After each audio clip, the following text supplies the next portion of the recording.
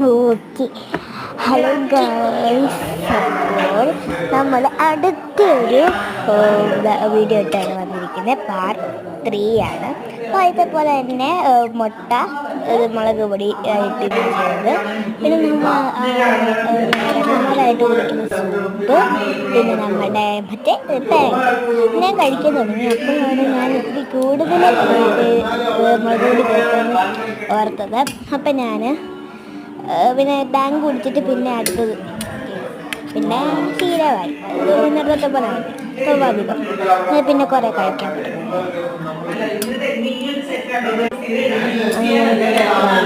കഴിച്ച് തീരാറായെന്നായിരുന്നു തോന്നുന്നത്. ഓഫർ കിട്ടിയിട്ട് എനിക്ക് അറിയത്തില്ല.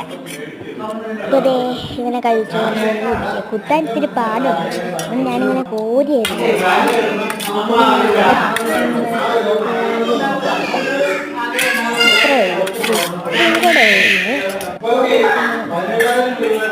പിന്നെ ഞാൻ ഇത്തിരി എരിവ് കൂടിപ്പോയി. അതുകൊണ്ട് ഞാൻ എൻ്റെ കണ്ണ് പുറത്തേക്ക് അപ്പം കഴിഞ്ഞ് എല്ലാം തീരും പുറത്തോട്ടായിട്ട് അപ്പോഴായിരുന്നു. പിന്നെ ഞാൻ നല്ല തണുപ്പുണ്ടായിരുന്നു. അപ്പോൾ ഞാൻ ചെറുതായിട്ടും ശ്വാസം മുട്ടുന്നതാണ്. അപ്പോൾ അതെ പുകയാണെങ്കിൽ മറ്റേ ഐസ് പുകയാണെങ്കിൽ ഇങ്ങനെ വരുമായിരുന്നു. അപ്പോൾ നല്ല തണുപ്പായിരുന്നു. അതുകൊണ്ട് ഞാൻ ഇത്തിരി കുടിച്ചിട്ടങ്ങ് വച്ചു. എനിക്കിനി താമസിക്കാതെ നാളെ പനിയാവും. അപ്പോഴാണത് സൂപ്പ് കാണുന്നില്ലായിരുന്നു. ഞാൻ പിന്നെ ഇത് ഇപ്പം കൂടുതൽ ക്യാരറ്റായിരുന്നു. സൂപ്പൊക്കെ ട്രൈ ചെയ്യാൻ ഈ ഫ്ലേവർ ഞാൻ ട്രൈ ചെയ്തിട്ടില്ല. വേറെ ഒരു ഫ്ലേവർ ഉള്ളത് വേറെ വീഡിയോ കാണിച്ചു തരാം. ഇത്തിരി എടുത്തിട്ടുണ്ട്. ഇപ്പം എൻ്റെ റിയാക്ഷൻ. പിന്നെ ഞാൻ ടാങ്കൊക്കെ എടുത്ത് കുടിച്ച് സെറ്റാക്കി. എനിക്ക് എൻ്റെ ഇത് പോയേനെ, ജീവൻ തന്നെ പോയേനെ.